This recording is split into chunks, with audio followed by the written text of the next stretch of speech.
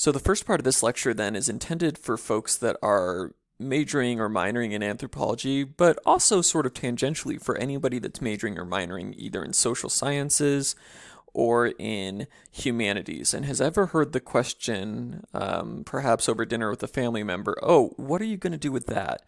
Because a lot of these kinds of degrees, the job is not as obvious as it might be for other kinds of programs. If you're in a CNA program, it's pretty obvious what you're going to be doing. If you're in an oil production program, it's pretty obvious what you're going to be doing. But when you're doing something like anthropology or geography, people are kind of like, huh, I mean, it's an interesting field to study, but like, what's the job? Because that's really what they mean when they say, what are you going to do with that, right? I mean, anthropology and other social sciences, they can inform you and help you be more well aware of cultural and political issues, and they can, be a big help to you if you're trying to change the world for the better. But that's not usually what people mean when they say, what are you going to do with that? They don't mean like, how is it going to help you in your future efforts to improve the world? What they mean is, how are you going to make a living with that? And so that's a little bit what we're going to talk about today. So again, kind of first section, can I get a job as an anthropologist? What is that? And number two, hey, I don't want to be an anthropologist, jerk. Can I still use this class or other anthropology classes in my job? So we'll talk about both of those. So first thing first is kind of talking a little bit about the job market for anthropologists. One thing to note is that there are actually more jobs in this than you would realize. So this is from the federal government's, what is it called? I'm blanking on what the name of this office is, but basically they have an office, Bureau of Labor Statistics, that tracks sort of job projections. And one of the points they make on here is that the job outlook for the next 10 years or so in anthropology is actually growing slightly faster than average. It's kind of a 5% growth per year. So that's slightly faster than the average of all jobs. So, it's not like something like nursing as an example, where there's sort of this like ever-present demand and ever-present, at least from what I've heard, sort of shortage that like we just need more. But it's certainly something where there are jobs, and in fact those jobs are increasing. Now again, it's not some crazy huge industry, but it's definitely an industry. And for certain types of anthropology, like cultural resource management, it's a what do you call it? Industry with, definitely a multi-million dollar, if not multi-billion dollar kind of industry. And so that's useful to remember. And now you may be hearing that and you may be saying, yeah, but I don't know any like anthropologists. Are you sure people actually get jobs in that? And part of the problem that you're running into, so a couple of things. One, it's not the most common job in the world by any stretch, but probably the bigger deal is that a lot of times folks get their jobs having come out of an anthropology background, but it's not called that. And so as a result, you don't realize that that person is an anthropologist. So for example, I mentored a student who now works for Bureau of Land Management, essentially kind of figuring out how people are using not like national parks, but kind of like that, like protected lands, and kind of looking at what their impacts are and how they use the landscape and how to connect people to that. But her job is called recreational technician. So you'd have no idea that that's an anthropology job just by hearing it. I know another guy who he's the lead organizer for a group down in Dallas, which seeks to like get environmental protection so that communities will, be better protected from pollution. It's a kind of a full-time community organizing kind of position. Again, his job title is not anthropologist. And, I could go down the list.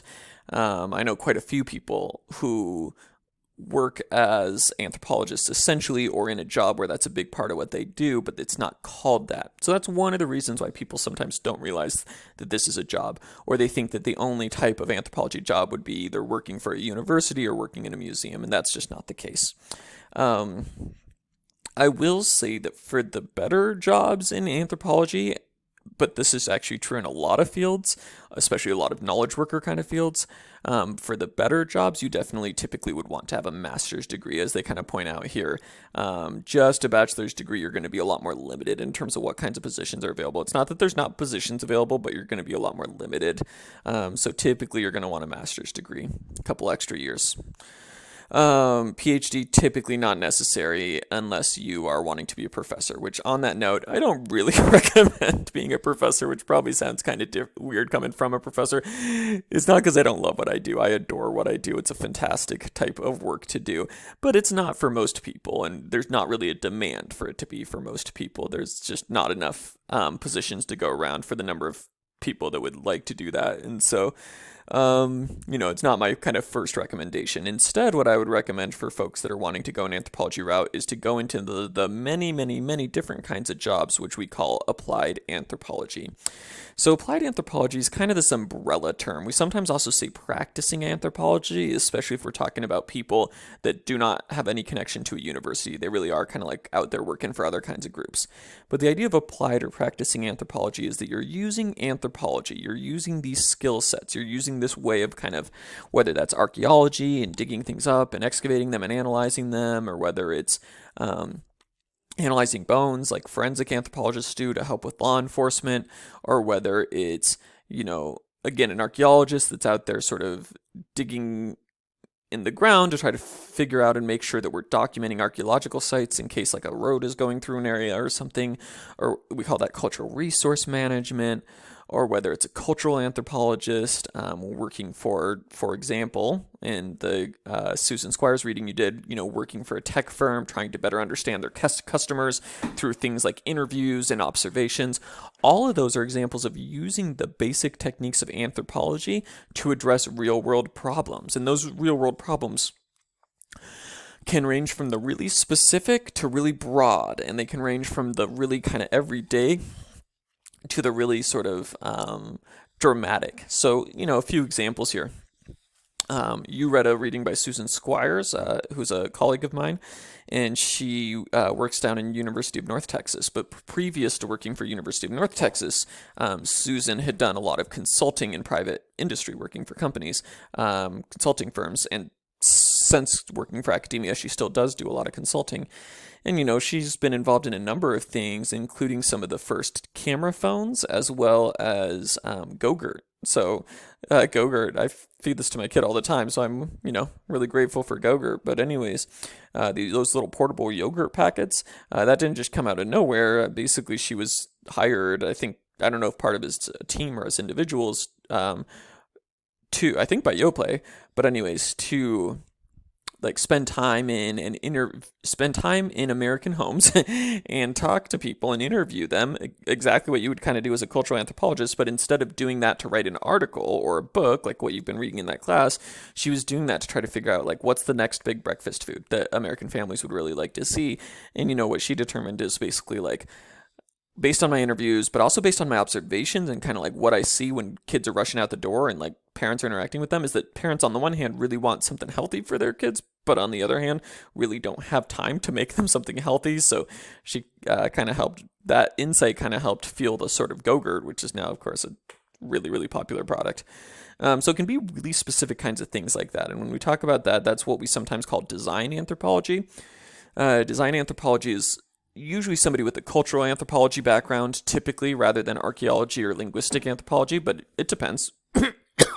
But it would be an anthropologist that works more often than not for a company, some kind of corporation, very often for tech firms. A lot of tech firms hire anthropologists or there's consulting firms that you work for that hire you out to work for tech firms. But anyways, these are people that kind of like the tech company or the food company or whatever it is trying to figure out the next big thing, but they want to figure out like, hey, we got this idea, is it actually going to be a hit, or what is the way we could design this idea in the way that it would best fit our customers who we got to convince to buy the thing. And also we want them to have a good experience with the product. So somebody that's skilled in cultural anthropology can do interviews, can do surveys, can go and spend time with people. And the spending time with people, especially that participant observation, it's not just good, for observing religious or language tendencies like we use it for as professors, but it's also good for just kind of like seeing what people are up to in their daily lives, sometimes the things they don't even really conceptualize or talk about. And so again, design anthropologists are kind of working on that angle, working for corporations very often. So you're going to have design anthropologists, you could see them in any sort of number of large kind of Fortune 500 companies. You also have a lot of anthropologists that work in the health domain, so we call that medical anthropology. I know, we're really creative with our names. But you have folks like Sally Carahart and Kristen Ogilvie, both of whom are professors here at University of Alaska Anchorage. So Dr. Karaher works, among other things, on bacterial infection issues with remote Alaska communities, and trying to understand those and kind of build community capacity to kind of bring down rates of infection. And Kristen Ogilvie works specifically with, well, a number of things, but among them, substance abuse issues in Alaskan communities, and kind of trying to figure out the context for that. So I don't know if either of them has a medical degree. That you would have to ask Dr. Karaher or Dr. Ogilvie. But a lot of times a medical anthropologist may or may not have a medical degree, but what they're really good at is figuring out the culture and social dynamics of health, right? As the current pandemic has shown us all too clearly, people's health decisions, it's not just a matter of figuring out the right health intervention, right? The right thing to do is wear a mask. The right thing to do is get your flu shot. Doctors would argue, I should say. But it's about more than that, right? It's about understanding people's social and cultural demands, understanding the beliefs that might influence why somebody does or doesn't want an organ transplant, why somebody does or doesn't want to take a vaccine, why somebody does or doesn't want a mask. Understanding social dynamics, understanding poverty and how that feeds into things, understanding people's histories with doctors and how that affects things, both individual histories, but also like collectively, how communities have interacted with outside doctors. All that kind of social stuff, anthropology kind of stuff. Because it's about more than just developing the next big medical breakthrough. It's also about sort of how do we make sure that that's a medical breakthrough people can actually use and are willing to actually use. So that's sort of part of what medical anthropology is. And a lot of medical anthropologists work for hospitals, for example, making sure that patient care and things like that are sort of done in the most culturally responsive way possible. And then, there's a lot of people that work in environmental anthropology. That's kind of my jam. I'm a professor, first and foremost. It's not environmental anthropology consulting is not sort of my full-time gig, although I've done a couple of things here and there as far as jobs working with different groups, typically unpaid. But environmental anthropology, there are people who make that a full-time job. So there are, for example, environmental consulting firms that hire anthropologists, and both cultural anthropologists and archaeologists, or maybe sometimes physical anthropologists, because there's a few different things. Like consulting firms a lot of times will work for either the federal government or for a company that's doing a development, but there's like laws that they have to follow. Like let's say they want to put in a new like timber operation on federal land. There's laws that have to be followed, and some of those laws include documenting and grappling with what the cultural impacts of that will be, and also the impacts on archaeology, right? Are we timber harvesting is not really a great example for this, but let's say you're putting in a road or something. Are we going to be sort of demolishing archaeological sites, which are both important culturally for tribes and also important scientifically as far as part of the human sort of record of our past? And so you'll have cultural resource management where archaeologists go there and survey the site and try to figure out are there sites here? Are there things that could be really important from an archaeological perspective or to indigenous communities? And then you also have tribal liaisons and cultural anthropologists that are kind of working more on the side of are there sacred places or traditional cultural properties here that are important to indigenous communities to protect? And do we need to rethink this plan? And do we need to maybe build it in a different way, in a different direction, or maybe not build it? So that's part of what environmental anthropologists might be involved in. A lot of other things as well. There's environmental anthropologists that work, for example, for NOAA, which is part of the group that on the Fed level that manages fisheries issues and kind of surveying people to figure out hey, we're going to have to adjust the fish harvest. There's going to be these new rules. What's the impact going to be on local communities? How are people perceiving these things? Stuff like that. What are their needs? Why might they be overfishing? What could be causing that? That kind of stuff. So anthropologists are useful in a lot of different ways. You have forensic anthropologists. That's not a super, I'm not going to lie to you and say there's thousands and thousands and thousands of jobs in that. But it's certainly one that's very visible, especially since the TV show Bones. People find this very interesting that there's even a handful of people that do this around the country. But you have people that basically through their physical anthropology training are very, very good at telling apart different human skeletons, and especially different categories of human skeletons, such as sex differences, ethnic differences, age differences. And so as a result, sometimes they're hired by law enforcement to identify victims of violent crimes and try to figure out what happened there and what the background was and who the victim was. Or you'll sometimes see forensic anthropologists used for things like when an investigation of a human rights abuse is happening, like when there's been a mass burial uncovered or something where there was clearly an execution and a human rights abuse that happened. Physical anthropologists can help with that. So all of these, right? All of these to suggest that there's a lot of different kinds of things, whether that's environmental anthropology, forensic anthropology, design anthropology, medical anthropology, and much more. And as you can see from that brief slew of examples, it can involve working for the government, it can involve working for corporations, it can involve working for activist organizations. There's kind of a lot of different directions to go there. So this kind of reiterates what I was already saying. I'm trying to see if there's anything else I wanted to mention. I've mentioned most of these examples already. This is another medical anthropology example. I have a friend, a colleague, and he has done work, for example, working with hospitals to assess how ready they are for if Ebola was ever to become an epidemic in the United States. There was the Ebola scare a few years ago, and so he was looking at kind of epidemic readiness here in the States, where that, Ebola is obviously typically not a concern. So yeah, there's lots of different examples there. And again, lots of different kinds of industries that can be worked in, whether that's a consulting firm, an NGO, non-governmental organization, government, private industry. Probably some of the most important things, if you're wanting to be involved in some kind of applied anthropology job, a few different things I would recommend. First of all, I would probably get your undergrad in anthropology. If you're going to double major, I would think a lot about what kind of field you want to do. If it's medical anthropology, I might double major in some kind of biology field. If you're wanting to go into environmental consulting, I would probably double major in something some kind of environmental studies, or here I think it would be geography kind of degree. So obviously, it starts with the right education, but it doesn't end there.